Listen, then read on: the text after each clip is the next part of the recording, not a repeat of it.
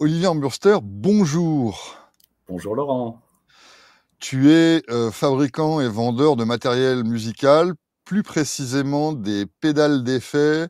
Est-ce que c'est seulement pour les guitares ou il y a d'autres sources qui peuvent se brancher là-dessus? Non, on peut mettre ce qu'on veut dedans. D'accord. Donc là, déjà, tu m'intéresses. Présente-nous rapidement, parce que juste par goût personnel, je suis friand de ce genre de machine. De quoi il s'agit? Donc c'est pour ceux qui connaissent vraiment rien à la musique, les pédales d'effet, c'est des petits boîtiers qu'on voit souvent sous les pieds des guitaristes ou des bassistes et qui modifient le son. Basiquement, selon les générations, souvent la référence pour les vieux, c'est la pédale wah-wah. Mhm. Et pour les plus jeunes, c'est le looper. Bon, tu fais aussi sûrement des distorsions, des flangers, des machins comme ça. Oui, voilà, bien sûr. Est-ce que tu as un modèle particulier qui t'est propre et qui n'existerait pas chez des concurrents? Ah bah tous mes modèles. Oui, bien sûr, mais je veux dire, un type d'effet que tu aurais développé toi-même et qui ne serait pas vraiment standard. Je fais des trucs un peu pointus, un peu bizarres, mais non, j'ai pas inventé un type d'effet à part entière. Est-ce que c'est une entreprise où vous faites tout vous-même, où tu sous-traites? Ça s'est organisé comment? Alors, je fais faire pas mal de trucs en Chine, les PCB, donc les cartes. C'est pas bien ça, la Chine? C'est le moins cher. Ouais, voilà. Et puis ils bossent super bien. Ok. Je fais faire les boîtiers là-bas aussi, par j'avais une volonté de bosser avec les Français, donc, mais en fait, ils bossent moins bien que les meilleurs Chinois que j'ai trouvés. Donc, bon. Ok. Pour un prix pour un prix plus avantageux en plus, je Oui, en suppose. plus, bien sûr, mais à la limite, j'aurais pu rajouter le prix parce que j'aime bien le côté rencontre avec des artisans, Mhm. comprendre le processus, tout ça, j'aime bien, quoi. Mais bon, voilà. Est-ce que donc tu vends ça en ligne? Tu as une boutique? Comment ça se passe après Ouais, derrière? j'ai une boutique en ligne qui c'est glue-glue.org et voilà, je vends en direct. Donc la marque, c'est Glouglou. Ouais. J'adore le nom. Et ça existe depuis combien de temps, cette entreprise? Et ça va faire bientôt 10 ans. Ah ouais, quand même, ouais. Donc je Mmh. suppose que il y a un roulement qui va bien et que tu as une clientèle établie. Je pense une clientèle de niche, non? Parce que c'est une marque que je connaissais pas Ah ouais, avant. c'est archi niche, bien sûr. OK. Et C'est cher? c'est très cher. Je suis vraiment en haut du spectre. D'accord. Ouais. Mmh. Tu m'intéresses de plus en plus. J'ai une seule envie d'en avoir une de Glouglou. Non, la prochaine est 2 fois moins chère que d'habitude. Là, je Ah fais un d'accord. produit moyen, enfin, ouais, au milieu du marché, pour changer un peu, là. Enfin, pour voir si j'en vends 2 Mmh. fois plus. D'ailleurs, tu parles de sous-traitance en Chine. Est-ce que les dernières singeries internationales, surtout ces histoires de droits de douane et compagnie, ça t'affecte ou pas? Et ben, j'ai eu très, très peur, ouais, parce que comme je vends 70 aux États-Unis, évidemment, j'ai flippé. En fait, il s'avère que, il y a un seuil de 800 €, 800 $, en dessous duquel on n'est pas taxé et moi, pour mes pédales, donc c'est bon, en fait. OK, donc ça, c'est un truc que je savais pas. Mmh. Si on fait des échanges commerciaux au compte-gouttes, enfin, Ouais, pour des sommes inférieures à 800 $, il se passe rien ouais, du tout, quoi. ouais, c'était comme ça avant, ouais, ouais. OK, OK. Donc ça n'a pas changé, puis ça te permet de continuer ton business avec tes clients Voilà, existants et cetera. OK. ouais. Tu fais la distribution dans des magasins aussi ou sur Amazon, des trucs comme ça? J'ai fait un petit peu, avec des boutiques spécialisées, parce que c'est assez sympa, mais en fait, je trouve qu'ils prennent trop, quoi. OK. Puis la vente en ligne te suffit, donc est-ce que tu as une boutique physique aussi à toi ou pas du tout? Non, non, pas du tout. D'accord. Donc aujourd'hui, on s'est donné rendez-vous pour parler du sujet propriété intellectuelle. Mmh. Parce qu'évidemment, comme tu travailles dans le domaine des effets pour instruments, ben, tu es confronté à pas mal d'artistes et à ce genre de problématiques. Mmh. Est-ce que tu as quelque chose en particulier sur le sujet pour commencer la conversation, ou une anecdote ou quelque chose comme ça qui serait une introduction? Déjà, je peux dire que, je suis rentré, enfin, j'ai connu ta chaîne par Jean Robin d'abord. Ah ouais? Tu vois, comme quoi, c'était pas que du temps perdu de parler avec lui. Exactement, non, mais c'est jamais du temps perdu. Et bon, et j'écoutais ça en bricolant. Je me suis dit, il est super ce gars, j'adore. Là. Et puis donc, je suis allé voir la chaîne. Ça me plaisait, ça parlait de propriété à fond. Et je priais, je me disais, j'espère qu'ils font la différence entre propriété et propriété intellectuelle. Donc, j'ai cherché et j'ai trouvé une vidéo où tu parlais avec Stéphane de ça. Et j'ai vu que les anarcapes étaient évidemment contre la propriété intellectuelle. Et j'ai fait, ah bah, je les adore. Super. Est-ce que tu te positionnes aussi anarcap ou pas encore ou pas du tout? Oh bah, ouais, je sais que vous fonctionnez là par degrés pyramidal là, vers l'anarcapie. Oui. Je suis relativement très convaincu. Ça correspond à plein de choses que je pensais avant. Mmh. Après, il y a des choses où ça heurte un truc un peu. Par exemple, j'ai écouté l'émission là sur le port d'armes, enfin le droit à avoir des armes, tout ça. Il y a un truc où ça me. C'est pas encore mûr, quoi. Oui, même si je comprends intellectuellement l'idée qu'on ait tous des flingues, tout ça me réjouit pas. Ah Mais mais non, mais nous non plus, hein. Alors je veux pas qu'on fasse une digression complète sur les armes, mais on n'est pas en train de souhaiter que tout le monde se promène avec un flingue sur soi parce que ça montrerait qu'il y a un besoin de ça. Puis une société où tu as besoin de ça, c'est pas franchement une société idéale ou ouais, ouais. disons très pacifiée, quoi. Non, mais disons que s'il y avait dans le monde réel un projet de ce genre-là quelque part, je suis prêt à déménager pour tenter l'expérience avec grand plaisir. Et en attendant, je me contenterai d'un tout petit retour avec moins d'État. Enfin voilà, c'est. Mmh. Donc au niveau de la propriété intellectuelle, tu dois avoir navigué pas mal dans le milieu artistique depuis un certain temps. Ouais, j'étais musicien donc avant, ouais.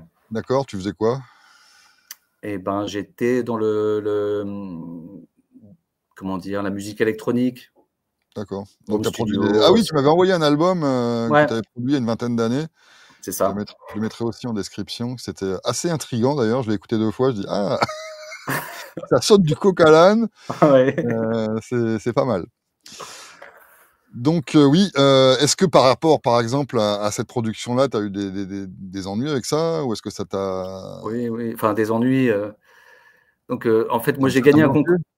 j'ai gagné un concours organisé par Blue Note et qui était faites ce que vous voulez avec les disques Blue Note, faites un mix de 30 minutes. Et moi, j'ai fait un espèce de morceau, donc j'avais acheté un sampler un an avant, donc j'étais comme un fou, quoi. J'ai fait un truc en samplant à gogo, quoi. Et ça s'est transformé en projet d'album. Je me suis fait signer pour un album. Et donc, le directeur artistique qui était jeune euh, m'a dit, vas-y, pour ton album, tu peux sampler, puisqu'on est sur Blue Note, il n'y a pas de problème. Et puis, donc, j'ai fait un album. Et puis, en fait, il s'est renseigné auprès de la maison mère. C'est pas que le droit d'auteur, là, c'est aussi les droits de production, parce qu'en fait, tu samples le matériau sonore. Hein, donc, C'est c'est quoi un droit encore. de production? Bah, c'est les producteurs qui détiennent le son, quoi, si tu veux. Mais c'est quoi la différence avec le droit d'auteur? Le droit d'auteur, c'est les notes. Là, j'ai du mal. Ah d'accord, ce serait donc la partition, droit d'auteur, Voilà. et le droit sonore, enfin le droit de production, c'est la chanson enregistrée? C'est n'importe quel bout de ce document sonore, quoi, D'accord, OK. Ça, je qui a été connaissais pas tellement produit. ça. C'est eux qui ont mis de l'argent pour faire cet enregistrement, donc c'est eux qui donnent l'accord ou pas. Et donc, OK. il a envoyé un petit mail à la maison mère qui lui a dit que ça coûterait 200 000 $. Alors, Oui, ils voulaient se facturer à l'interne ou quoi? ah oui, il se facturait en interne, c'est ça? Ah ouais? Ouais, ouais. C'était parce que Blue Note France n'a rien à voir. En fait, c'est IMI, Blue Note. Enfin, à l'époque, c'était Ah OK, ça. OK, OK, Et OK. bon, voilà. Donc, il était très naïf encore, Nicolas Flug. Donc, voilà. Bon. Et Et donc ça s'est malgré pas fait? tout. Et donc, j'ai fait un album sans sample, D'accord. entre guillemets, parce que j'ai quand même glissé des samples archi triturés C'était pas reconnaissable? Oui, en tout cas, Mmh. moi, je les reconnais, mais Mais pas eux, voilà. ouais. OK. Mm, mm. Oui, donc là, on voit tout de suite l'impact de ce genre de mesures légales, en fait. Est-ce que tu penses qu'en général, ces histoires de droits d'auteur, c'est un frein à la création ou un stimulant? Parce que quand on parle de ça, en général, avec des artistes, la réponse standard, c'est: «Ah, mais si on enlève les droits d'auteur ou la propriété intellectuelle en général, bah, Ouais. plus personne prendra le risque de produire, si c'est pour se faire piquer son invention ou sa création le lendemain». Ouais, ouais, c'est l'argument de base, c'est, sans droit d'auteur, il y aura plus de création, quoi. Non, je pense le contraire. Je pense que, bah, de toute façon, c'est récent le droit d'auteur, hein. Je veux dire, est-ce que les humains ont ont attendu le droit d'auteur pour créer? J'ai pas l'impression. Oui, d'ailleurs, je me suis pas renseigné sur cette historique-là, mais ça a quoi? Ça a un siècle? C'est Walt Disney, en gros, quoi, qui a... Alors, moi, j'ai vu un truc en 1700, Ah, quand même? une histoire avec la reine d'Angleterre qui, OK. ouais, bon, ouais, En c'est tout quand même cas, ça très date pas de l'Empire romain, quoi. non, c'est très, très récent. Mmh. Donc le droit d'auteur, quand tu poses la question, je crois que tu as fait l'exercice avec, ChatGPT de discuter de ça, donc c'est ce qui Ouais. te répond aussi. C'est parce que bon, forcément, lui, il va sortir un peu l'opinion majoritaire sur le sujet. Mmh mh. Mais tu m'as dit que tu avais réussi quand même à lui faire changer d'avis ou à lui faire admettre que c'était un frein à la création. Par quel, biais de conversation tu es passé pour ça? Bah, très vite, il reconnaît que l'argument tient pas. C'est-à-dire que, je veux dire, il y a de la création de toute façon. On peut pas empêcher les gens de créer. Je pense que c'est un élan. Heu, Bah, la preuve, c'est, toute la scène musicale. Ça, c'est toi et moi, on connaît plus ça que, je sais pas, le cinéma ou le théâtre. Remarque, mmh mh. si, moi, mon épouse fait du théâtre, c'est du bénévolat pur, ils sont jamais payés et ça ex il y a un festival auquel elle participe depuis, plus de 20 ans maintenant. Mmh. C'est la salle est toujours pleine, les acteurs sont toujours là, les créateurs sont toujours là. Il y a toujours, un truc qui tourne à fond, quoi. Je veux dire, c'est pas le pognon qui les anime, ces gens-là. Et dans la musique, c'est pareil. Et je sais que dans le cinéma aussi, il y a plein de gens qui font des petits films, ou des gros films d'ailleurs, juste parce qu'ils ont envie. Mmh mh. L'écriture, à mon avis, depuis, quelques années là, depuis justement l'auto-édition et l'avènement d'internet et des ordinateurs, on va dire depuis 30-40 ans, le nombre de romans qui est publié, qui sort en tout cas, est phénoménal et explose, mais de Mmh. façon gigantesque par rapport à ce qui se passait il y a 50-60 ans, quoi. Mmh. Je pense qu'il y a un paradoxe, en fait, c'est-à-dire que la création, elle est par essence destinée à être diffusée. Je veux dire, ton gamin qui fait un dessin, la première envie qu'il a, c'est de te le montrer. Mmh. Et hem et donc ce truc de protection incite à ne pas montrer, avant que tout soit protégé, tout ça. C'est-à-dire que moi, je me suis retrouvé avec des musiciens qui me disaient: «Ouais, j'ai le tube du siècle et tout», je dis: «Ah bah, vas-y, fais écouter», «Ah non, je te le fais pas écouter». «Ah, tu comprends? Parce que sinon tu vas me le pomper et puis tu vas me» Tu vas me piquer ouais, le jackpot. c'est complètement, paradoxal. Et Et d'ailleurs, ça marche pas. C'est les gens qui raisonnent comme ça ne font jamais le tube du siècle. Je veux dire, il y a un moment, il faut lâcher, quoi. bah, on a un exemple, assez récent, c'est Nirvana. Le premier album, bon, c'est pas une forcément en corrélation directe avec cette histoire de droit d'auteur, mais n'empêche que le premier album, avait un budget de 600 ou 800 en tout. Bon, on parle Ouais, de 88-89. je savais pas. Et ça s'est répandu comme une traînée de poudre, parce que les gens aimaient ça. Et je pense que si ça s'est répandu comme une traînée de poudre, c'est parce qu'il y a eu des copies de cassettes et des trucs comme ça, quoi, et puis que les C'est gens avaient ça, envie de l'écouter. Et voilà, après, ça a donné du grain à moudre, à l'industrie qui les a signés, et puis c'est devenu des stars planétaires. exactement. Donc, s'il y avait pas de droit d'auteur, de toute façon, mais, je veux dire, le bénéfice vient à côté. Je veux dire, si tout le monde va avoir envie de faire des choses avec toi. Il y aura des moyens de se faire de l'argent, Est-ce si que tu as tu du as succès. d'autres anecdotes au niveau des musiciens que tu as pu rencontrer ou d'autres artistes qui seraient, intéressantes sur ce plan-là? Est-ce que tu as rencontré des gens qui affirmaient que grâce au droit, parce que moi j'en connais justement qui reçoivent des chèques parce que leurs chansons passent à la radio ou des trucs comme ça. Ouais, Heu, mais j'en connais plus en fait qui, au lieu de se satisfaire de recevoir un petit chèque de temps en temps, ont une vraie renommée parce qu'ils font plein de concerts et qui sont diffusés sur internet de façon pirate, par exemple. ouais, Heu, oui. Ouais, je comprends pas ta question exactement, mais Bah, je sais pas si tu as des contre-exemples de ça ou si tu as rencontré des gens pour qui le droit d'auteur avait vraiment servi. bah, moi j'ai touché une fois des gros droits d'auteur, je dois Mhm. dire. Et ça tombait très bien parce que j'étais dans une dèche terrible et j'ai eu la chance une de mes musiques soit prise pour une pub Kellogg's. Une pub quoi? Kellogg's. Ah, ok. C'est dans une pub de Et céréales. bah, c'est un peu magique, hein, c'est de l'argent qui tombe du ciel. C'est des gros sous hein, dans ces cas-là. La plupart des musiciens ne vivent pas du droit d'auteur. Ceux qui vivent du droit d'auteur, c'est ceux qui font de la musique de pub, de la musique de cinoche.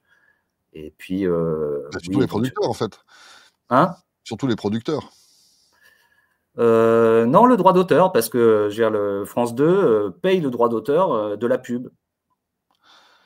Ok, mais ce que je veux dire, c'est que les Oui, les droits sont producteurs au détenus sens, par oui, oui. les droits sont détenus par une personne ou une entité qui n'est pas forcément le créateur de la chose, en fait. Si, il y a une partie. En France, en tout cas, on ne peut pas t'amputer de 50% de ton droit d'auteur. Ah oui, donc si tu écris une chanson et que tu as signé Tu un peux pas, contrat avec une tu maison peux de pas vendre disques. les droits intégralement. Ah, La plupart d'accord. du temps, en fait, tu as un éditeur qui prend 50%. Ok. Voilà. Et ce qui est énorme quand même, parce que qu'est-ce qu'il fait exactement il a juste le droit de parler à la SACEM en direct, en fait, Mhm. et de demander les comptes et de regarder les Excel, machin, et puis voilà, c'est tout. Mais donc, il a une plus-value qui est de l'ordre de placer le truc, en fait. C'est-à-dire qu'il connaît les gars et il dit, tiens, prends mon truc. Voilà.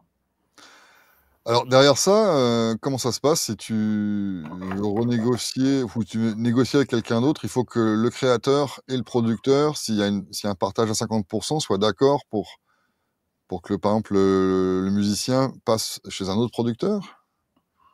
Après, il y a un contrat qui doit définir ces termes-là ou concrètement, qu'est-ce qui se passe? C'est au moment du dépôt que se fait la répartition entre les différents acteurs.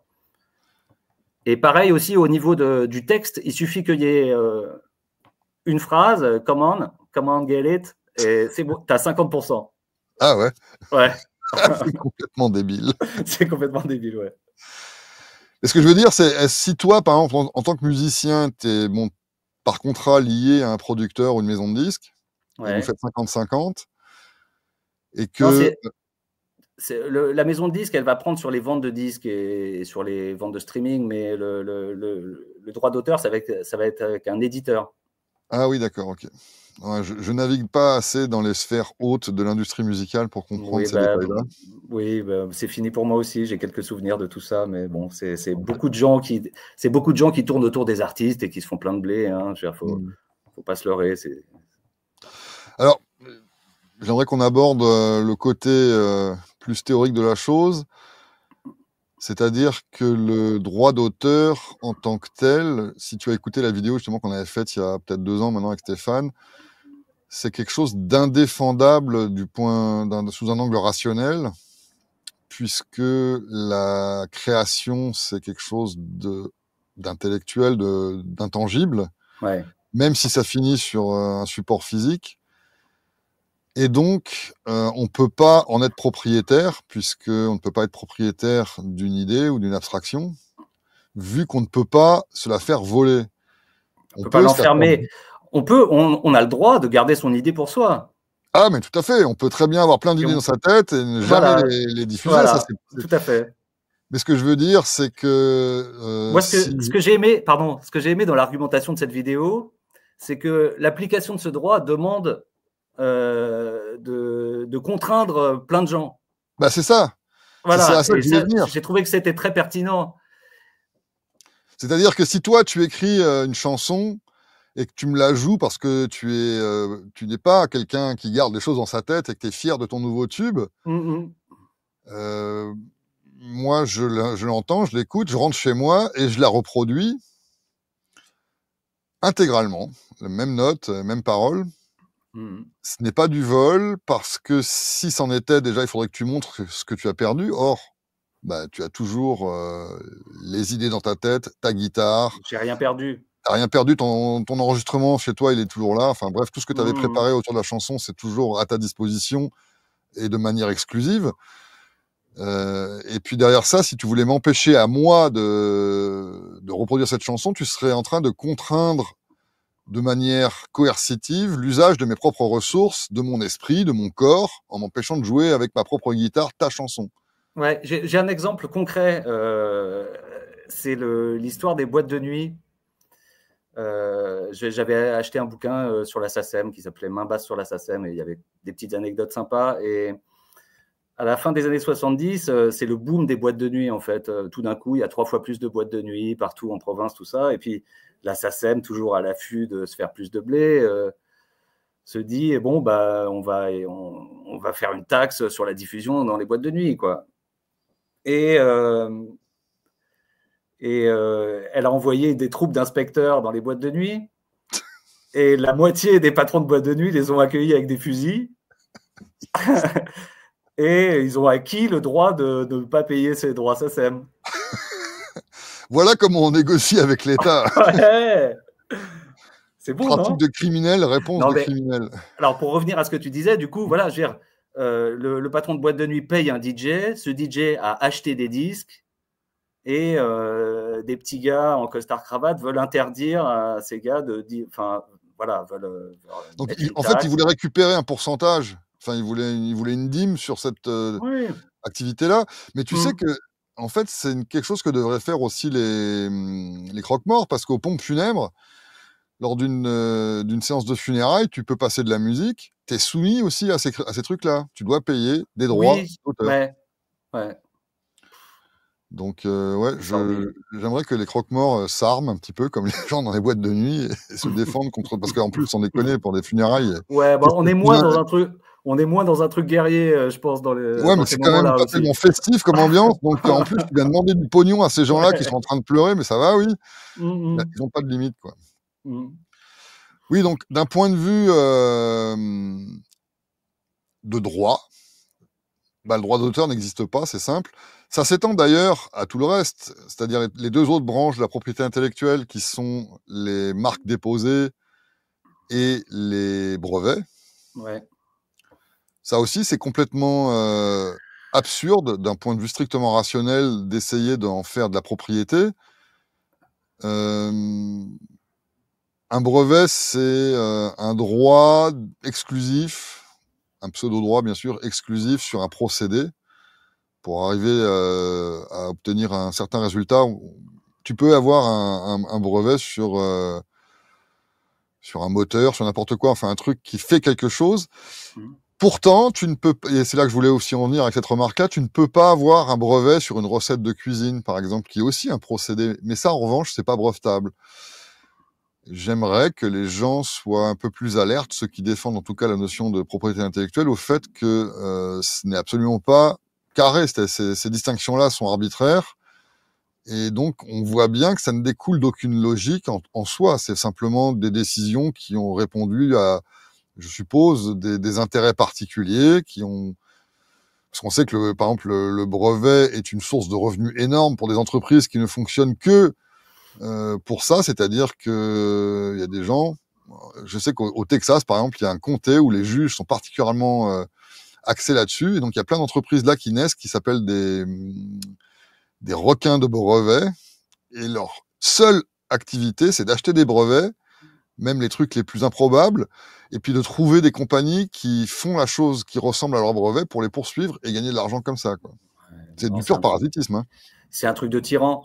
Moi, j'ai une anecdote là. Je me suis fait menacer au début de Glouglou. J'avais sorti une pédale qui s'appelait Déjà Vu. Et il y a une marque qui s'appelle Fulltone, qui est assez grosse, détenue par Michael Fuller. Et j'ai reçu un mail direct de Michael Fuller qui lui avait fait une pédale qui s'appelait Déjà Vibe. Ils t'ont C'était emmerdé pas. pour ça? Il m'a envoyé un email. Dans l'intitulé du mail, tu sais, le sujet du mail, il y avait marqué You'd better have a good lawyer. I do. Bonjour, monsieur. Comment allez-vous? C'est quoi? C'était le neveu de Trump ou quoi? Putain. J'étais très surpris. Et ça s'est fini Et comment? Oh bah, je me suis, bah, de toute façon, c'était une petite série. J'ai pas continué ce produit, hein. Je me suis, j'ai fait mine basse. J'ai dit: «Oh pardon monsieur Fuller», machin. Ah, tu leur as répondu en plus? Ouais, ouais. Ah OK. bah, je veux pas d'emmerde. Je veux dire, effectivement, le mec a des gros avocats. On sait bien que la justice, voilà, c'est La justice est qu'un J majuscule de 3 étages, hein. donc c'était pas très embêtant pour moi. De toute façon, je faisais d'autres trucs aussi, quoi, donc Est-ce que tu aurais pu juste changer le nom de ton produit et ça aurait été bon? ouais, tout à OK, fait. Mmh. OK. Mais donc voilà, Et donc juste un nom. ils sont capables d'aller te poursuivre pour un Moi, truc qui un tout petit mec qui vend 50, tu vois, c'était à 50 exemplaires, hein, c'était minuscule. et en plus pour quelque chose qui n'a pas exactement, je veux dire, le même nom. Tu étais même pas en train de Ouais, reprendre un truc oui, oui, non. juste parce qu'il y avait une vague Mais ressemblance. oui, ils auraient pu défendre que dans l'esprit des gens, ça prêtait à confusion ou je sais pas quoi, enfin, Alors j'ai une amie à qui c'est arrivé exactement la même chose pour, des produits totalement différents, pour une marque de vêtements et qui a exactement subi la même chose que ce que tu es en train de raconter avec, tout d'un coup, pouf, une lettre de menace, d'une énorme compagnie qui dit: «Non mais ce que vous faites, ça ressemble trop à ce qu'on fait en termes de nom», juste le nom du truc, hein. d'accord. Et donc je suis pas très surpris de ton anecdote. Ouais. Plus tard, j'ai eu envie de faire, une pédale qui s'appelait Champagne. Je trouvais que ça pétait bien et enfin voilà, la France, tout ça, j'essaie de jouer là-dessus un peu. Ouais, ouais. Et en fait, j'ai réfléchi 2 secondes et je me suis dit: «Mais attends, est-ce que tu as déjà vu une Citroën Champagne?» ou je sais pas, enfin, c'est évidemment le nom le plus risqué à utiliser. Je pense que tu te fais immédiatement, défoncer. Est-ce que tu connais des gens qui auraient négocié quelque chose comme ça ou qui auraient réussi à ne pas se faire poursuivre? Est-ce que tu sais si dans la législation française, il y a quelque chose qui permet de se protéger contre, les trucs qui seraient quand même pas des copies exactes en termes de nom, par exemple? Si tu avais écrit Champagne avec un S, par exemple, ou je sais pas, tu sais, est-ce que ce Non, serait passé? je connais pas grand monde qui a affaire à ça, en fait. Mmh. Maintenant sur le droit d'auteur en particulier, alors, un truc que je voulais dire, parce que tout à l'heure on a parlé de la SACEM, pour les gens qui ne seraient pas français, c'est la société, je sais plus ce que ça veut dire les initiales, mais c'est la société en France Des qui est un organe de l'État et qui s'occupe justement de policer les droits d'auteur. c'est oui, c'est un organe de l'État, mais officiellement, non, c'est un espèce de truc privé, c'est une Ah mais ça société j'en ai rien à d'auteurs. foutre. J'en ai rien à Oui, foutre. oui, non, Ils non, ont mais il y juste a un privilège. C'est comme l'ordre des médecins, c'est un organe de l'État, complètement. que tu le veuilles ou non, quoi. Et non, mais alors ce qui est intéressant, c'est il y a des gens qui ont fait un procès, au niveau européen à l'équivalent de la SACEM en Allemagne. Et ils ont demandé: je voudrais déposer mes morceaux dans la société allemande», et qui a refusé. Et donc, ils ont fait un procès au niveau européen pour refus de prestation de service par rapport à la mise en concurrence, tu vois, parce que justement, la société allemande, il y a 10%, je crois que c'est frais de fonctionnement 10%, alors que la SACEM, c'est 20%. Attends, recommence cette histoire, s'il te plaît. Il y a différentes sociétés d'auteurs et compositeurs qui sont Ouais, censées être des trucs privés. C'est pas très clair. C'est un peu un ouais, truc ouais. En tout intermédiaire. cas, ils ont un monopole et un Ils ont un pouvoir monopole, conféré par l'État. exactement. Et donc, il y a des gars qui, justement, ont essayé de faire avancer le truc un peu en plaidant que la société allemande avait refusé de déposer, de protéger leurs morceaux. Et donc, ils les ont attaqués pour refus de Ah prestation. d'accord. Voilà. Mais alors Donc, quoi, il peut exister donc des productions qui échappent à ça ou je comprends pas? Est-ce bah, que tu en peux ne fait, pas être par exemple, en France, est-ce que tu peux ne pas être soumis à la SACEM quand tu es musicien? ah, mais bien sûr, il faut, mais même c'est compliqué de faire partie de la SACEM. C'est pas Alors automatique. Il faut faire partie de la SACEM. Pour faire partie de la SACEM, il faut avoir, je crois, 5 ou 10 morceaux qui ont été diffusés. Enfin, c'est tout un truc avec un dossier, machin. Et on t'accepte à la SACEM. OK, donc en fait, un groupe qui se produirait de façon, tout à fait, indépendante, Hmm. Ne peut heu, pas revendiquer de droit d'auteur. OK, donc si on les copie, eux, ils peuvent rien faire, en fait? Ah oui, oui, oui. D'accord. Parce que moi, j'avais un souvenir, mais ça remonte aux années 80, donc ça a peut-être changé, mais d'avoir, participé à une production qui est sortie sur, un support physique Ouais. Et l'usine Oui, ne voulait le faire que si on avait un numéro de SACEM. oui, ils sont obligés, C'était une effectivement. cassette à l'époque. Ouais. Et je me rappelle que je recevais souvent, parce que moi j'étais dans l'underground, le rock et tout, là, j'achetais des fois des cassettes qui n'étaient pas qui étaient des cassettes vraiment manufacturées et pas des trucs du Carrefour et puis copiées par le groupe lui-même. Mmh. Elles avaient tout le logo SACEM et je trouvais ça bizarre parce que c'était genre un groupe de punk que 50 personnes connaissaient, quoi. Donc Ouais, ouais. apparemment les usines étaient Les obligées les de les passer par là. Elles sont soumises à ça, tout à fait. Et d'ailleurs, il y a un truc assez paradoxal, c'est-à-dire qu'il y a plein de gens qui font, par exemple, des CD, puis ils ne les vendent pas, tu sais, c'est assez classique. Tu fais 1000 CD, tu en vends 100, quoi. Mmh. Et en fait, tu peux récupérer des thunes en les détruisant.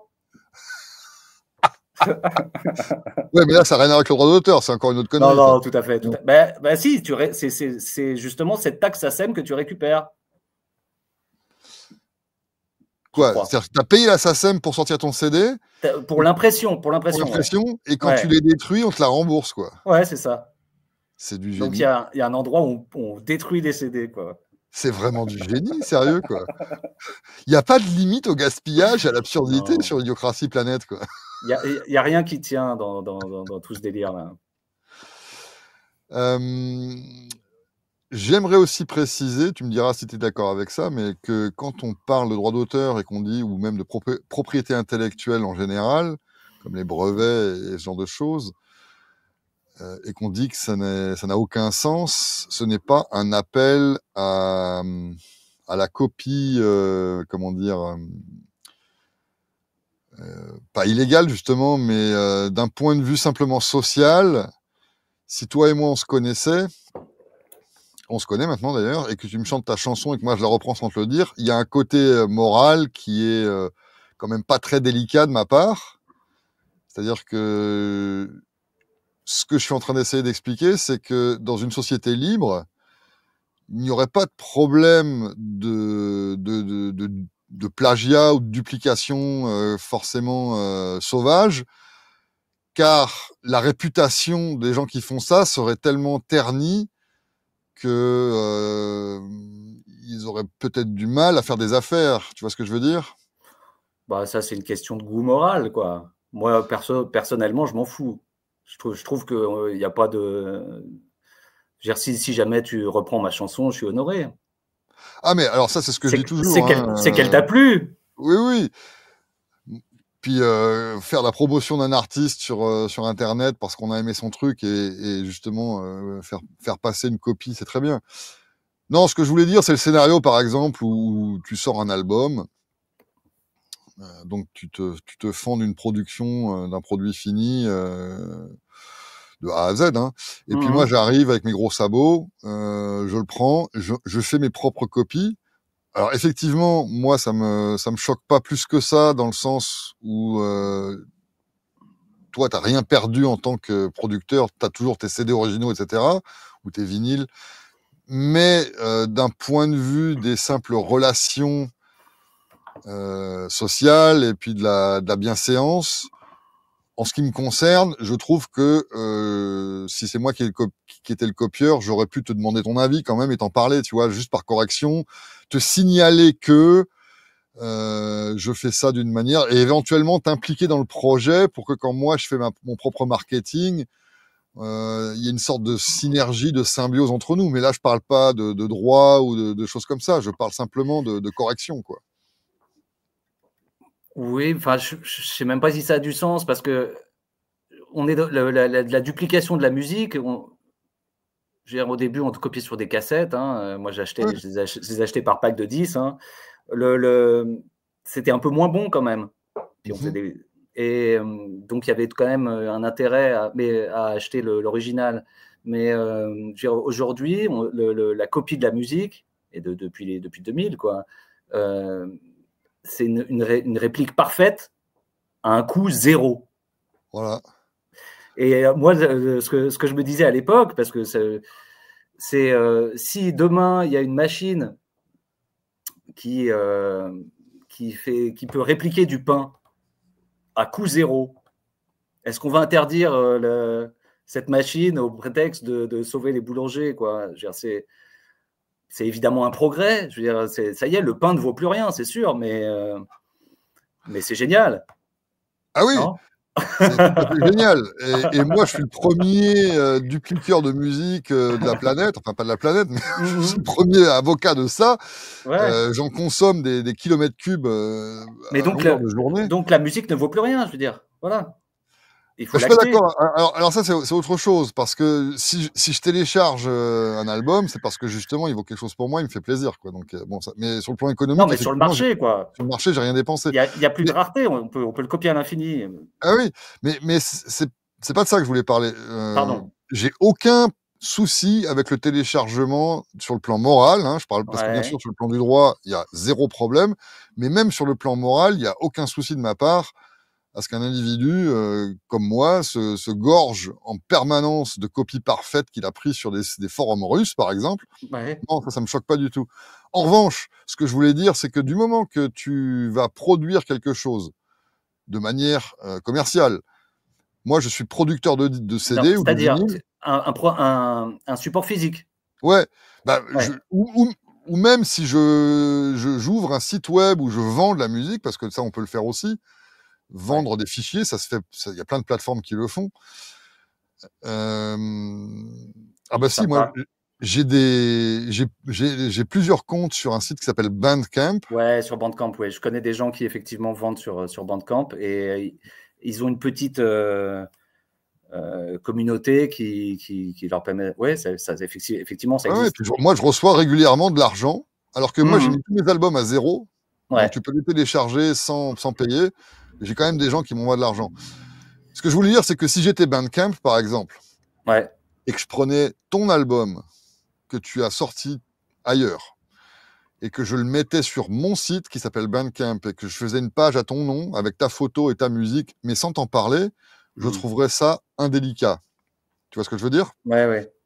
Et je comprendrais que tu te outres d'une certaine manière en disant ben ok, ils ont fait ça, c'est vrai que moi ça ne me coûte rien en termes de pertes économiques, j'ai rien perdu, mais néanmoins j'aurais apprécié qu'ils m'en parlent et que je sois impliqué dans le truc, voire éventuellement qu'ils me reversent un petit bout des revenus qu'ils font avec cette page-là. Mmh. C'est pas une obligation et tu ne peux pas attaquer la compagnie qui le fait, je suis d'accord. Je parlais juste pour monter d'un cran par-dessus le strict droit, que d'un point de vue simplement de correction, hein, de bienséance. Je fais cette précision un peu alambiquée, enfin non, même pas alambiquée, mais un peu tortueuse, Ouais. pour signifier que je ne suis pas non plus forcément en train de faire la promotion quand on parle quand on critique la propriété intellectuelle, de la copie débridée, sans impliquer les acteurs à l'origine de ça, simplement parce que voilà, c'est peut-être des choses qui pourraient se faire. Mais encore une fois, si ça a lieu quand même, il n'y a pas vraiment de problème non plus. C'est juste que la compagnie passerait pour quelqu'un de pas très très regardant pour Mais simplement la Ban politesse, quoi. Bandcamp, ils font pas ça, en fait. Non, non, C'est les artistes en mais direct qui mettent leurs morceaux et qui les vendent à leurs absolument. Mais fans, rien en fait. m'empêche moi de le faire, hein, par exemple. Pour moi, Bandcamp, ça ressemble à du Tipeee, en fait, un peu, parce Ouais, que les gens ouais, sont ouais, contents de payer parce que c'est vraiment quelqu'un qu'ils aiment qui est dans un circuit indépendant. c'est ça. Après, oui, Mais pour moi, tu vois, oui, sur je Bandcamp, je pourrais démarrer une page à ton nom. Bon, actuellement, avec les lois sur le droit d'auteur, je pourrais pas, effectivement, parce que tu pourrais te ouais. plaindre à la police. Mais imaginons qu'on soit dans une société libre, normale et civilisée, sans droit d'auteur. Mmh. Sur Bandcamp, je pourrais démarrer une nouvelle page, mettre ta musique et ton nom, Et la vendre? et la vendre, et Ouais, récupérer le pognon. ouais. Alors là, j'aurais fait le travail de marketing. Donc, c'est parfaitement légitime que je récupère le fruit de cette vente. Maintenant, sur le plan, disons, plus moral, c'est pas forcément super délicat et je pourrais passer pour quelqu'un qui, bon, mais Mais en même temps, si qui irait l'acheter? ah bah, si Personne. moi pas non, mais justement, si moi je fais un boulot de promotion, je commence à acheter de la pub sur des sites, j'achète de la pub sur Facebook, sur des trucs comme ça, puis tu sais, ça commence à tourner et toi, tu es pas Mmh. dans la boucle. Encore une fois, d'un point de vue du droit naturel, il y a pas de problème, hein, et j'ai fait le Mmh. travail en plus de j'ai investi dans ce projet-là, mais vu que je t'en ai pas parlé du tout, Bon, OK, on pourrait quand même me faire des reproches, mais on pourrait pas m'attaquer pour droit de enfin Alors, pour vol, tu quoi. vas un peu tu vas un peu sur le terrain dont on parlait là avant l'émission Exactement. du C'est du pour ça droit que je disais ça. moral, Voilà, le c'est ça, fameux droit moral. c'est ça. C'est-à-dire, en fait, Parce que le droit moral, ça c'est existe dans la législation, tu m'as dit. ouais, voilà, c'est un truc qu'ils appellent le droit moral. En fait, L'expression te déjà, c'est ta création, en fait, est reliée à toi d'accord. et donc toute, dénaturation est une sorte de tache sur ton honneur.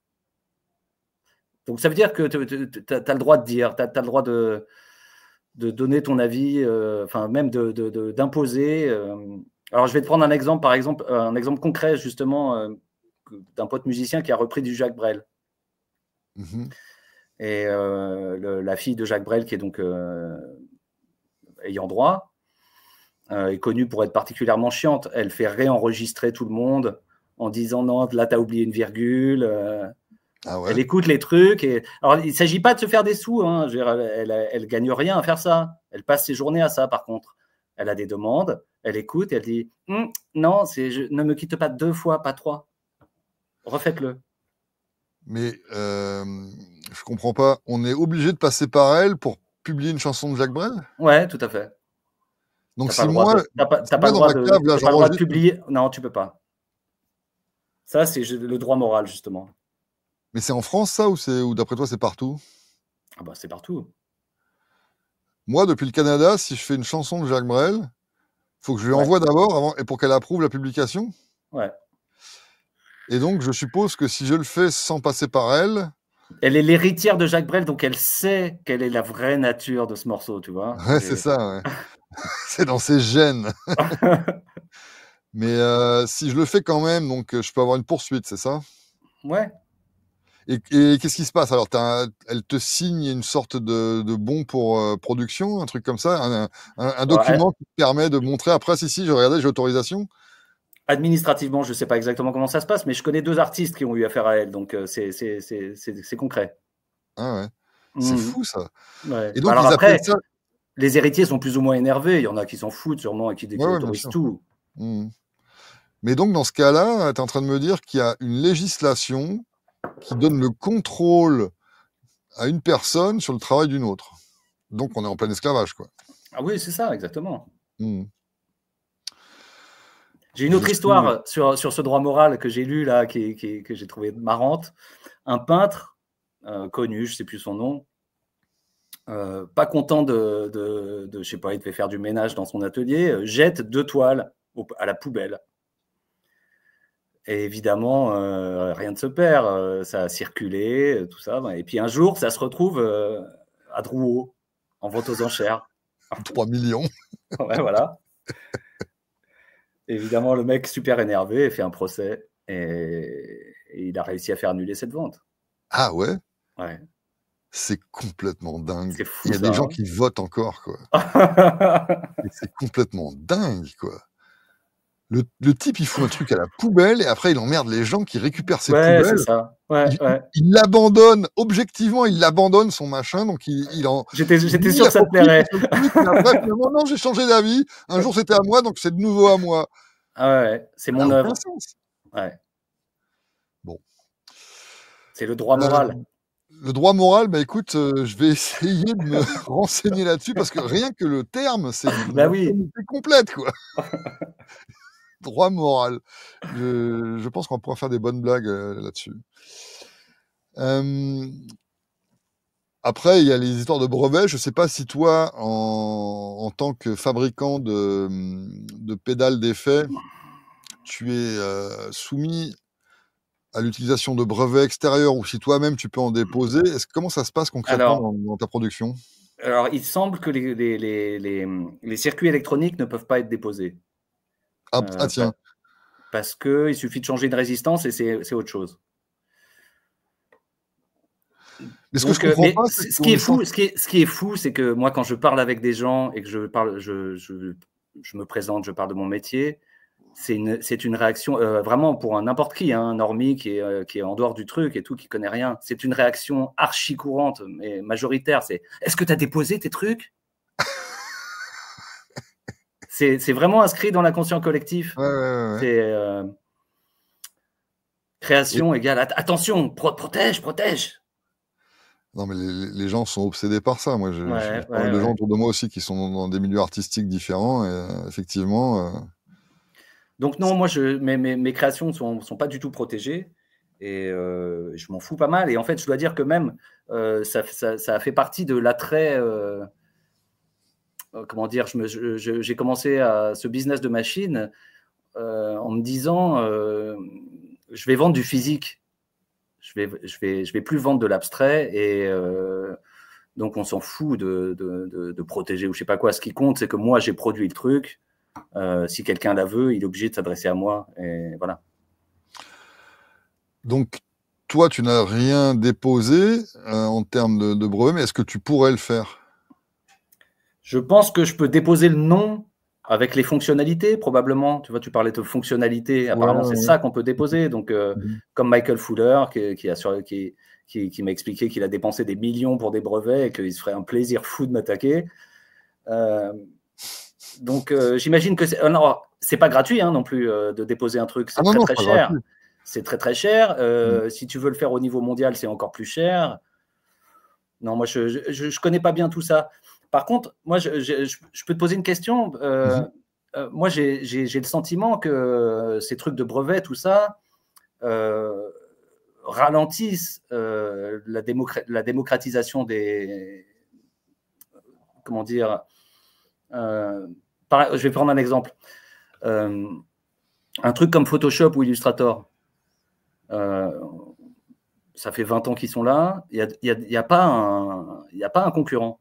L'autre jour, je Si, me il y en suis a. dit, l'autre jour, j'ai cherché, je me suis dit, tiens, Essaye Affinity. mon Illustrator merdait, enfin voilà, parce qu'il était pirate, bien sûr, et je me suis dit, bah tiens, je vais voir s'il n'y a pas un petit truc, une copie, quoi, parce que honnêtement, aujourd'hui que ça coûte rien de faire un Illustrator. Ouais, Donc, comment se y a comme- fait-il que finalement on est bloqué? Illustrator devrait coûter 10 balles Ah oui, non, mais ça, alors je suis entièrement d'accord que c'est un frein énorme à la au progrès concurrence. économique, hein, ça c'est clair. Mais Bon, qu'est-ce qu'ils ont fait? Ils ont déposé un truc, Adobe? ça, j'en sais rien, mais dans le logiciel, tu peux pas déposer de droit d'auteur, mais par contre, effectivement, tu peux déposer des brevets. Ouais, Donc après, je connais absolument pas qui détient quoi et pourquoi est-ce que le domaine du logiciel graphique est si restreint en termes d'offres. Moi, j'utilise quelque chose qui s'appelle Affinity, qui coûte pas cher, qui doit coûter genre le tiers ou le dixième de Photoshop, d'accord. et qui a à peu près les mêmes fonctionnalités. Alors après, je sais pas justement comment ils ont fait, s'ils ont racheté des brevets ou s'ils ont contourné ça en disant mais regardez, non, on a un pixel différent ici, donc c'est pas pareil. J'ai aucune idée de ce genre de truc. Ouais. Mais En c'est tout vrai cas, qu'en en moi règle j'ai l'intuition. générale, Oui, pardon, vas-y. Vas-y, vas-y. en règle générale, le brevet c'est un frein énorme à l'innovation. C'est pas du tout une stimulation. C'est une stimulation que pour les parasites. Mais quand tu peux pas faire en sorte qu'un processus soit librement réplicable par d'autres, eh ben, il ne se réplique pas. C'est la Un, palissade. un- un frein à l'innovation et à la démocratisation, c'est ça que je voulais Oui. dire. C'est-à-dire que ça devrait coûter plus rien, Illustrator. Je veux dire, ça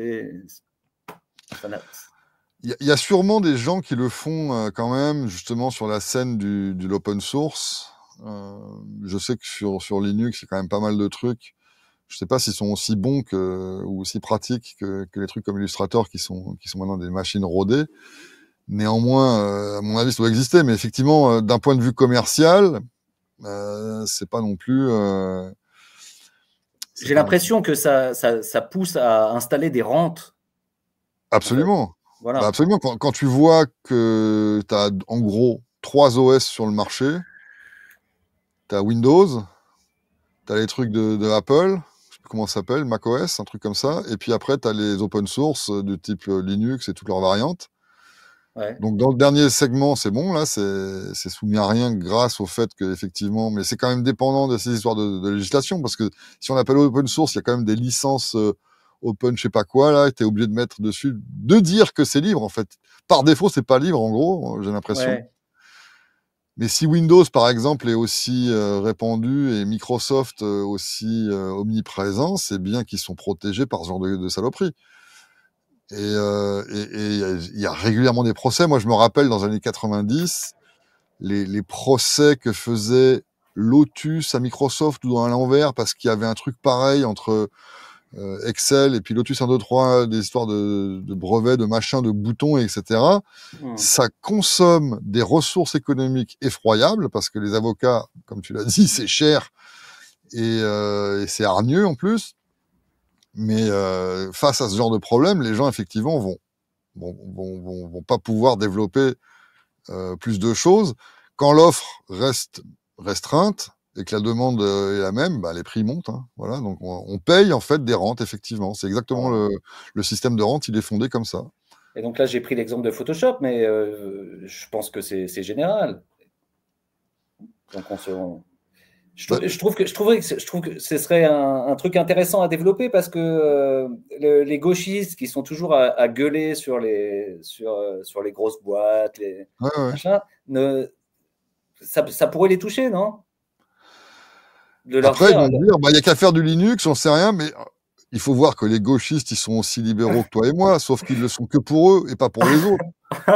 Donc, si un gauchiste va faire un logiciel, il va être outré qu'on lui dise, ah bah non, t'as pas le droit parce que ça ressemble trop à Photoshop.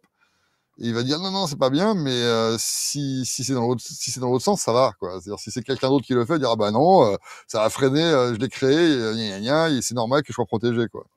Oui, là, tu te mets du point de vue du créateur, mais là, je parlais du point de vue du consommateur, et ils sont toujours en train d'accuser les grosses boîtes, les multinationales, tout ça. Je veux dire, elles tirent leur puissance aussi, ces grosses boîtes, de la propriété intellectuelle, me semble-t-il, quoi. Mais à quel moment as-tu vu qu'un gauchiste devait être cohérent? Non, mais écoute, Ou un démocrate en général, quelqu'un qui vote. Non, mais moi, je vis. Moi, c'est un sujet qui me tient à cœur, parce que je vis à Lyon-Croix-Rousse et je suis entouré à 99,9% de gauchistes, bobos, woke. Voilà. Ouais. Donc, malgré tout, il faut vivre avec ces gens et il faut. Mais et je trouve qu'il est intéressant d'essayer de trouver des arguments qui pourraient les convaincre.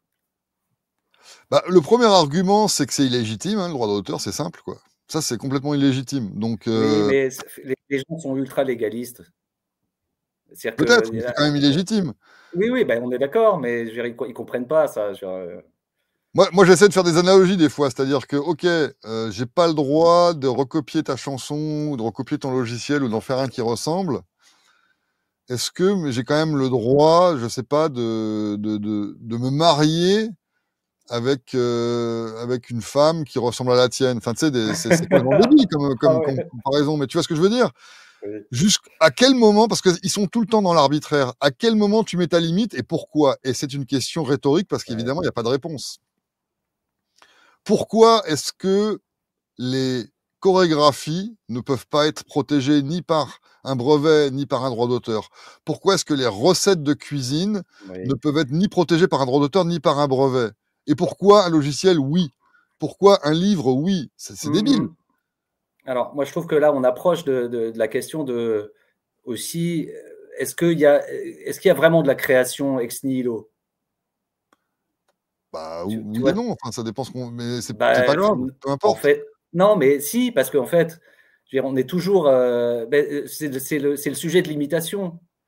Je veux Ouais, dire, on est tout le c'est temps vrai. en train de, on pompe tout le temps. Je veux dire, et je veux dire, au final, on combine des choses, Mmh. on apporte éventuellement, hein, dans le meilleur des cas, une nouvelle petite idée au truc, quoi, mais c'est beaucoup, c'est Bah, on est influencé au 99%. minimum. Ben oui, mais c'est beaucoup d'imitation. Et donc, il y a un truc de faux cul, de dire, voilà, c'est ma création, machin. Mais qu'est-ce que tu as créé? T'es né à cet endroit-là, il y avait ces instruments-là. Oui, c'est vrai qu'en fait, on essaie de refaire ce qu'on a aimé, en mieux, en différent. Tu vois, sinon, pourquoi il n'y a pas un brevet sur Do majeur, Sol mineur, tu vois, Oui, enfin, voilà, tu vois. exactement. La lettre A, Voilà. la lettre A, simplement, quoi. Donc, où est la limite? Enfin, voilà, tu allais un peu dans cette direction-là. Je suis C'est ça. d'accord. Et d'ailleurs, sur les histoires de pompage de mélodie, j'ai jamais compris quelle était la limite. Je veux dire, j'ai entendu des histoires au bout de 5 notes consécutives, mais en fait, c'est n'importe quoi. Je veux dire, À la SACEM, c'est 4 mesures, non? non, je sais pas. Moi, j'entends des choses, mais je crois que c'est assez mythique, les choses qu'on entend. Ok. J'ai l'impression que ça se joue dans les tribunaux et j'aimerais bien avoir une discussion avec les spécialistes de ces tribunaux. Je pense que ça doit être assez drôle. Ouais, mais c'est comme Et d'habitude. Si tu as un bon avocat qui mais arrive à c'est te faire des ça, au trucs, final, si c'est un juge qui est compatissant, celui qui a des thunes gagne, voilà. ben voilà. Parce que moi, par exemple, je suis un fan d'un groupe qui s'appelle Excel. Alors, c'est pas le logiciel, c'est un groupe des années 80. Et ces gars-là avaient sorti juste un an ou deux avant l'album noir de Metallica, le Black Album, un album sur lequel il y a une chanson dont un des riffs est vraiment une image parfaite d'un riff de Metallica, mais 2 ans plus tard. Donc, eux, ils se Ouais, sont dit, on va attaquer Metallica. Ben, pourquoi? Parce qu'ils sont riches, donc on va pouvoir faire du pognon, quoi. ah C'est ouais. juste ça, quoi. Je veux dire, ils voient une opportunité de gratter un petit billet, et je les adore, Mmh. hein. Excel, c'est un de mes Mmh. groupes fétiches depuis des années, mais pour ça, je les méprise complètement, quoi. C'est Ouais. quoi cette histoire d'essayer de gratter 1000 boules ou même 10 000 parce que Metallica a fait une chanson qui ressemble à la tienne? Putain, t'avais qu'à le faire, Mmh. toi. T'avais qu'à le faire, le hit. La tienne, elle n'est pas sortie, bah, c'est ta faute. Enfin, je sais pas quoi dire de plus, Ah, quoi. c'était même pas sorti? Si, si, c'est Ah sorti oui, sur un album en ouais, 88 ou voilà. 89, leur Mmh. deuxième album. Et puis après, t'as Metallica un an après en 90 ou en 91 qui sort le Black Album avec One, je crois que c'était la chanson, ou un de ces tubes-là. Et effectivement, le riff, on peut le reconnaître sur l'album de l'autre groupe. Mais c'est Ouais. Metallica qui a fait le boulot de marketing. C'est ce que je disais tout à l'heure par rapport à cette histoire de correction. Mais c'est pas une reprise, en fait, hein. C'est pas une copie de la Oui, oui, chanson, c'est oui, juste oui, une percussion qui mais de toute ressemble, façon, quoi. il y a plein de riffs qui ressemblent. Il y a un Voilà. truc il y a un truc de Prince qui ressemble très, très, très, très, très fort à un truc de Def Leppard, là. Ah ouais? C'est sûr que Prince n'écoute pas Def Leppard, Ouais, ouais, mais, ouais. euh, mais je veux dire, bon, la Pinta, voilà, des croches, je veux dire, il y a un nombre de combinaisons assez limité, hein, finalement, hein, donc c'est normal de retrouver des similitudes. En fait, non, je pense qu'il y a un nombre de combinaisons illimité, par contre. Ah non, Mais, ah bah si, bah non. pourquoi? Si tu restes sur des croches et les 5 notes de la Pinta, Bah, tu peux les jouer c'est, à l'endroit, à l'envers, plus vite, plus lentement, enfin, je veux oui, dire. ouais, mais c'est pas illimité. Ouais, enfin bon, ça, ce sera une discussion peut-être. Enfin, Je vais y réfléchir. le fait qu'on retombe sur des trucs, voilà, on a tous eu Oui, tout ça est influencé par le blues, les manches de guitare, enfin ouais, ouais. voilà, Mais en plus, si tu prends le problème dans l'autre sens et que tu essayes justement de parler à une personne comme ça qui est très, très fan des droits d'auteur et tu le prends, avec un exemple très basique où tu as une chanson où il y a une note en noir, ouais. bom, bom, bom, bom, bom. Ça veut dire qu'en fait, plus personne sur la planète ne peut utiliser cette note autant de fois. C'est genre, si la note, elle dure Mmh. 2 minutes, ça fait, disons, 120 fois si c'est à 60 BPM. Donc plus personne ne peut utiliser un La à 60 BPM pendant 2 minutes, quoi. C'est complètement débile. Ouais, je pense que ça rentre pas dedans, mais Bah pourquoi pas? bah, je pense qu'il y a une définition de la mélodie, enfin c'est lié à la mélodie Mais c'est pour ça que je dis ça, c'est que ce serait une définition complètement arbitraire. mais sans variation de notes, il y a pas de mélodie. Oui, mais on peut quand même. C'est de l'arrangement, c'est encore autre chose. Ok, mais n'empêche que, alors sans parler du point de vue légal et des Ouais. définitions légales, quand tu parles à une personne autour d'un café de ce genre de problème et qui te dit non, non, c'est normal qu'on protège les gens, l'exemple que je donne, je le trouve quand même pas inintéressant.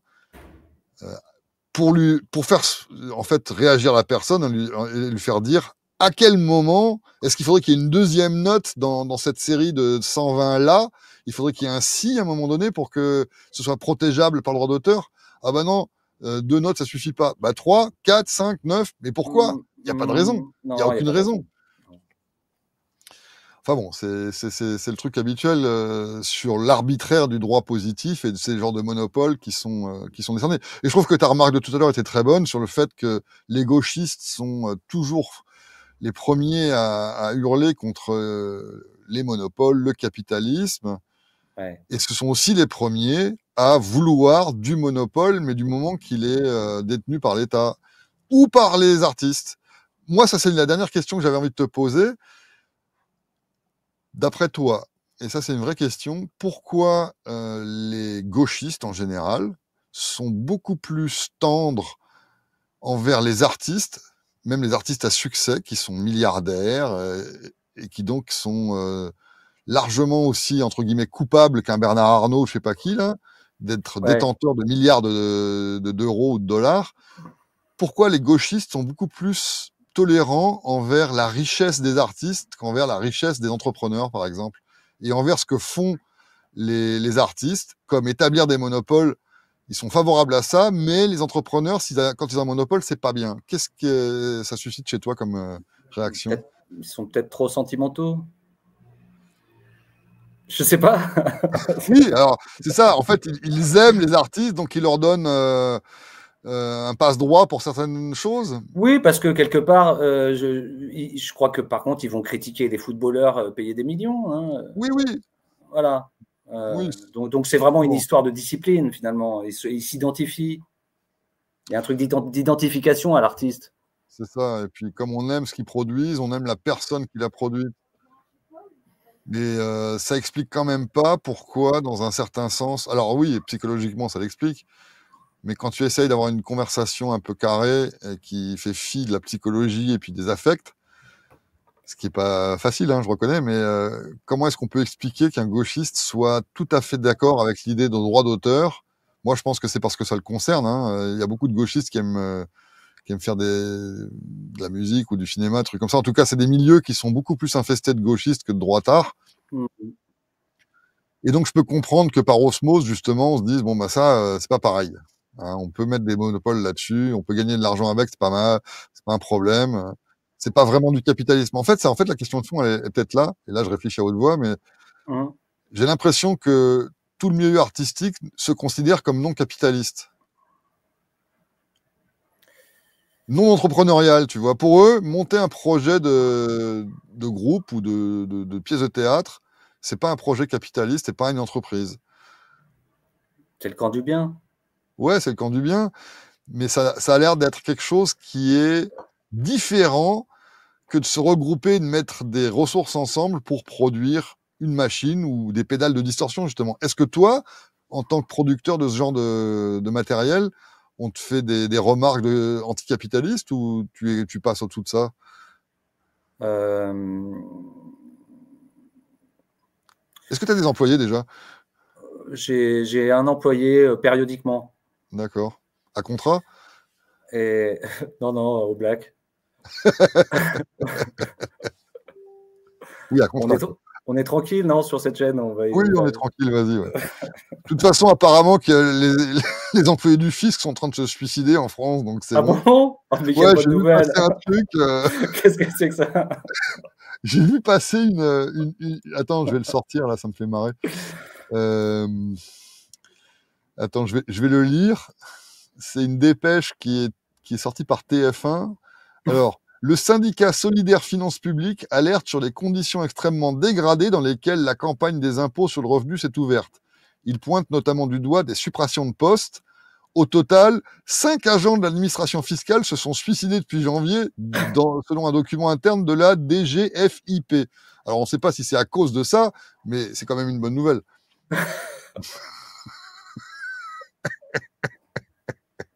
Écoute, ça prouve qu'ils ont de l'honneur. Ouais, exactement. Ils se sont rendus compte J'ai que... beaucoup aimé cette émission sur l'honneur là. Ouais, Je sais plus comment ça s'appelait le gars là, très intéressant. Et il François-René disait Rideau.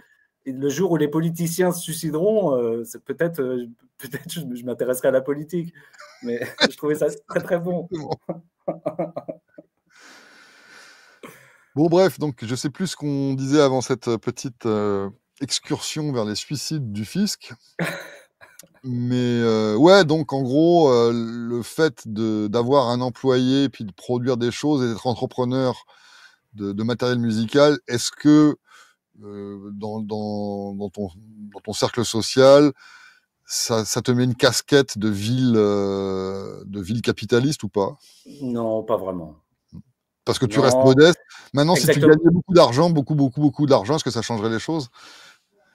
Et alors, je peux te dire quelque chose par rapport à mes employés, enfin, parce qu'en fait, j'ai eu 2 personnes qui ont travaillé pour moi, que je paye pas formidablement, hein, mais pour qui c'est kiffant de faire ce travail. Hein, même si on fait des séries, c'est pas très marrant, mais travailler chez moi, c'est quand même sympa. Mmh. Et c'est des gauchistes, évidemment. Hein, et, et quand même, je me suis reçu quand même des petites pointes d'exploiteurs, Ah tout ça, ouais, quoi. Ouais, bah d'accord. ouais, quand même, forcément. Vas-y, rajoute un petit billet quand même, là, ou tu devrais mettre tes pédales moins chères, ou tu Ah ouais? vois. Ouais. Alors bon, tu leur dis, bah, je vais t'expliquer. Et comment tu t'en sors après, tu leur expliques un peu qu'on peut pas faire ce qu'on veut et puis qu'il faut être un minimum rentable et cetera ou ils s'en foutent? Ouais, bah bien sûr, on rentre dans des discussions. Oui, oui. Non, Ouais, mais OK. ils savent très bien que je suis pas du tout un gauchiste. Mmh. Peut-être que Mais si tu bon, leur c'est des gauchistes intelligents, hein, sinon ils viendraient pas chez moi. ah voilà, d'accord. Donc tu peux leur tendre la main et puis leur faire passer du bon côté? Ah, peut-être en vieillissant, ils passeront de l'autre côté, ouais. Je pense que c'est aussi un truc de jeunesse, le gauchisme un peu, non? C'est vrai que c'est une maladie mentale d'adolescence, ça fait partie de la Voilà, puberté, je pense. moi j'ai beaucoup d'indulgence pour les jeunes gauchistes, moins pour les Oui! vieux. Ah non, non, mais je suis d'accord que quand tu as 16 ans ou même 22, tu sors à peine de l'école, on t'a gavé la tête de cette merde, depuis le berceau parce que tout le truc est aux mains de l'État, tout l'appareil, ce qu'on appelle Mmh. l'éducation, est aux mains de ces enfoirés. Donc c'est vraiment difficile de sortir de là avec une autre mentalité et puis j'admire en fait beaucoup, les gens qui sont jeunes, j'en connais quelques-uns dans le milieu anarcap qui sont très jeunes là, qui ont la vingtaine. Mmh. Je suis extrêmement admiratif de ces gens-là. Je sais pas comment ils ont réussi. Remarque, de nos jours, avec internet, c'est un peu plus facile d'être Ouais, confronté à ce genre de thèse, mais je suis bah, quand même admiratif. j'ai essayé de les regarder un peu, hein, il y a Arthur, Arthur Homines, ouais. voilà, bon, je préfère Viande Tiède quand même. Mais Bah, je c'est pense un que c'est autre parce que peut-être on a la même génération et je trouve qu'avec Stéphane, vous faites un duo exceptionnel. bon, bah, merci. Je Non, mais transmettrai. vraiment, je me régale. Mais Arthur, lui, il a un angle plus didactique et plus, oui, plus didactique, plus explicatif, peut-être moins grossier aussi. Il dit moins de gros mots que moi, ce genre de truc. Alors, c'est un autre genre, hein, mais moi, j'apprécie beaucoup ses explications parce que ça remet au carré les choses et c'est Ouais. pratique pour vraiment se rappeler, se faire des révisions, en fait, en ce qui me concerne. Mmh. Il y a Ouais. aussi, Florent Diaz et les ondes pirates qui sont, Ah, je aussi connais pas. axés sur d'autres thématiques, notamment à travers l'art et puis justement tout ce qui est production littéraire. Ah d'accord. Donc ça vaut la peine aussi d'aller se renseigner là-dessus. Alors évidemment, chacun son style, chacun ses préférences. Écoute Olivier, je te remercie d'avoir témoigné de ton activité et puis d'avoir participé à cette conversation parce que c'est un Bah, sujet qui est quand même chaud. Il y a pas mal de monde, qui se trouve souvent outré par, moi, je trouve que c'est un sujet dont on parle très peu. oui, Il y a un espèce de truc qui s'appelle le parti pirate oui, en France et mmh. ils ont des bulletins aux élections, hein. Ah ouais? Ouais. Et je sais pas qui est derrière ce truc. Ils sont très modérés dans leurs critiques quand même, hein. Ils demandent juste une réduction de la durée du droit d'auteur, genre que ça passe de 40 à 20 ans. Enfin, voilà. Oh! Non, mais bon, voilà, Ça, c'est radical! il y a, il y a ça qui existe. Bon, mais sinon, personne n'en parle, en fait. C'est même pas un sujet. Je veux dire, Oui, ça fait partie apparemment des choses, de la vie de tous les jours, ça c'est va de normal. soi. Ça va de soi. Ça va de soi, voilà, exactement. Ouais. Mm. Eh ben non, les petits gars, ça va pas de soi Bah du non. tout.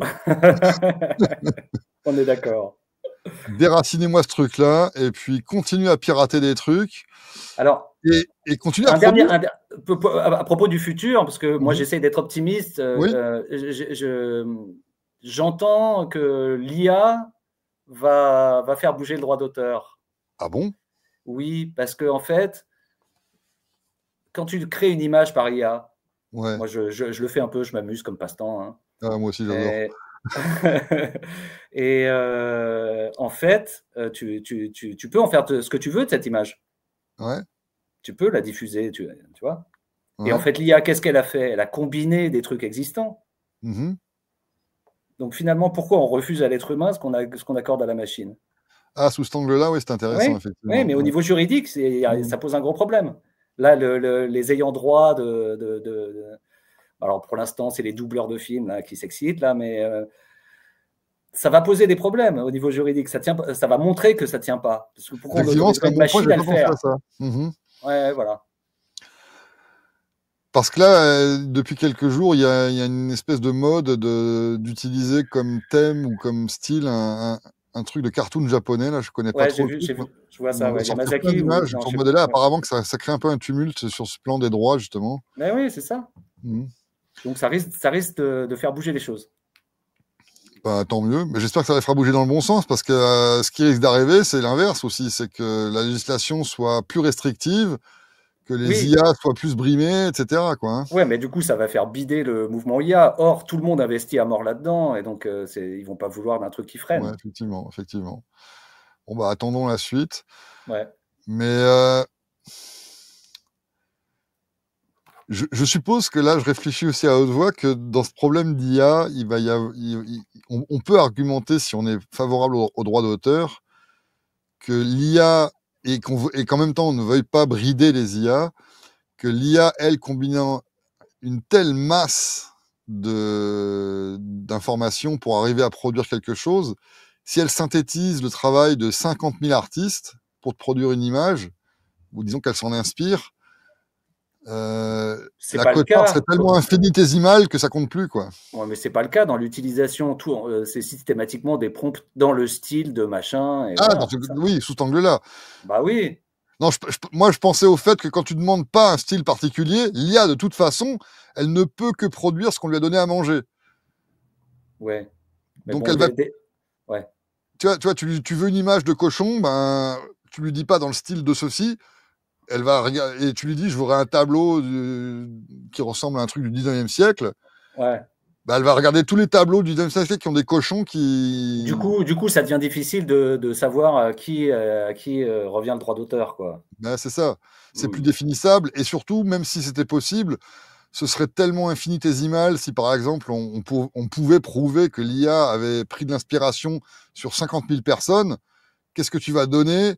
Un 50 millième de 5 $ parce que moi j'ai gagné 5 $ avec ce truc, bah ok, tu veux quoi? Un micro-dollar, ok, prends-le, tu sais, mais tout le monde s'en foutra. Maintenant, c'est vrai Hmm. que pour les histoires de prompt avec un nom, parce que ça, je l'ai fait beaucoup aussi, Ouais. et ça marche super bien. Ah, mais moi, c'est ce qui m'amuse le plus. Ouais, ouais, ouais. Tu imites Mais Picasso. d'ailleurs, c'est assez moche quand tu définis pas un style. Ouais, Le c'est truc, assez insipide, ouais. le truc, Mm. ouais. Moi, ma fille Alors, déteste, par exemple. Elle ce que fait tu peux faire ah. aussi, c'est que tu lui donnes comme inspiration une photo ou enfin, une image.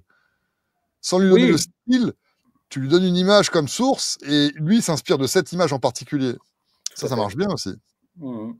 Et ce qui est amusant d'ailleurs, c'est que moi je le fais de façon récursive. Tu es sur C'est-à-dire quel logiciel, sur quelle plateforme? Midjourney en ce moment. Midjourney, ok. Donc je génère, mais je pense que je vais le lâcher. Il commence à me péter les couilles avec les refus de prompt. Hier, j'ai voulu faire un type, disons, en maillot de bain. J'ai Ouais. j'ai dû torturer mon prompt et je voulais pas du nu, hein. J'ai Ouais, dû ouais, torturer ouais. mon prompt pour qu'il accepte au bout de 4 fois de me le faire, quoi. Mais même, je comprends pas pourquoi on n'autorise pas le nu. Ah bah après, c'est leur propre décision, là, hein. Ils font ce qu'ils veulent justement, si c'est pas une Non, question non, mais légale, là. oui, oui, non, mais là, au niveau moral même, je veux dire, quelque part, c'est la fin des acteurs porno et compagnie, si on Ouais, mais là, je autorise suppose ça. qu'ils veulent rester une compagnie grand public et pas être associés à la sphère pornographique, donc ils ont mis une barrière. Ouais, d'accord, c'est ça. Ils veulent pas non plus d'images gore, hein. Sur Midjourney, tu peux pas Ah faire de ouais? nu, tu peux pas Ah, faire de gore et j'ai pas essayé encore. OK. tu peux pas faire des trucs, avec des têtes de personnes connues, des personnalités.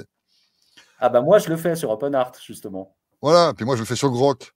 Grok, lui, il D'accord. s'en fout, tu lui veux une image de Trump avec un casque, une casquette chinoise, et un drapeau, communiste, il a aucun problème à le faire, quoi. Mais Ouais. sur Midjourney, impossible. Et pour l'histoire de la récursion, ben, tu génères une première image et après tu t'en sers comme source pour une deuxième et ainsi de Ouais, suite tout à et en fait. bout de ligne, tu arrives à un truc qui peut être assez super, quoi. Ouais, je suis Mais il faut d'accord. passer du temps.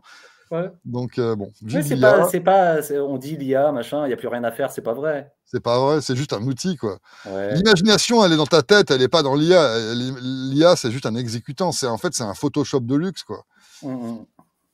En tout cas. C'est quand même assez bluffant, hein. Moi, Ah oui, moi je suis la discussion que j'ai eue avec, ChatGPT sur la propriété intellectuelle, là, c'était parfait pour retracer tous les contours de la discussion existante, en fait. Mais ouais, bon, c'est ça. il m'a pas sorti des a je sais plus quelle est l'ANARCAP, qui parle de propriété intellectuelle, Stéphane hem, Kinsella. c'était pas ça, c'était un plus connu, je Bah, y a Rothbard? Rothbard, lui, il était favorable à ça. Et c'est une de ses Qui erreurs. Ah d'accord. Ouais. Et alors, il y a Ayn Rand, par exemple, qui n'est pas anarcap et qui est Ouais, pourtant tout le temps cité comme notre référence, mais c'est pas vrai, donc j'en profite encore pour dire que c'est pas vrai. c'est pas Et très qui loin quand même.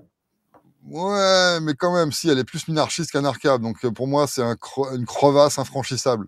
Alors oui, OK, vas-y, je te laisse Donc continuer. elle, elle était favorable à ça, donc du côté minarchiste, je pense qu'il y en a certains qui sont favorables à tout ce qui est propriété intellectuelle. Rothbard, si je me souviens bien, lui, pensait aussi que c'était défendable. Donc Kinsella, Stéphane Kinsella, lui, il y a à peu près 20 ans, a produit un petit livre que tu peux trouver en français aussi, d'ailleurs, qui a été traduit par l'équipe de Stéphane, qui s'appelle Contre la propriété intellectuelle, Against Intellectual IP, quoi. Ouais, C'est un tout petit bouquin, il se lit en 2 heures, même pas. d'accord, Et il est sur le site zérocratie.xyz pour ceux qui voudraient le télécharger sans payer, justement. d'accord. Et là, il t'explique tous les ressorts de la propriété privée classique, version anarcap, version être humain, finalement, pour montrer que la propriété intellectuelle n'a aucun fondement rationnel, justement. Mmh. C'est simplement une excroissance du socialisme et de l'étatisme, mais tu ne peux pas la défendre à partir des principes comme la propriété privée, quoi. C'est impossible. Et ça revient, et c'est de lui que vient justement l'argument qu'on disait tout à l'heure, où si moi je réplique ta chanson et que on me l'interdit, eh bien ça revient à prendre la maîtrise de mon corps et de C'est mes ça. propriétés privées. C'est de lui que ça vient cette idée-là, quoi. Mmh. C'est très clair, C'est je très trouve. clair, voilà. Ouais. Olivier, merci encore. On a passé Merci à une heure toi. et quart très très plaisante. Et puis, je te souhaite bonne chance pour la continuation de tes productions. Je te remercie. Moi, je vais tout de suite, après cette conversation, aller sur ton site pour voir ce que je vais pouvoir éventuellement me procurer parce que je suis intrigué. Et puis, éventuellement, une prochaine fois pour une autre conversation, si on a d'autres sujets sur le plan artistique, sur le plan des droits d'auteur à développer, ça me fera plaisir qu'on se reparle. Avec À plaisir, bientôt. j'étais honoré. Merci bien. Salut. Aïe.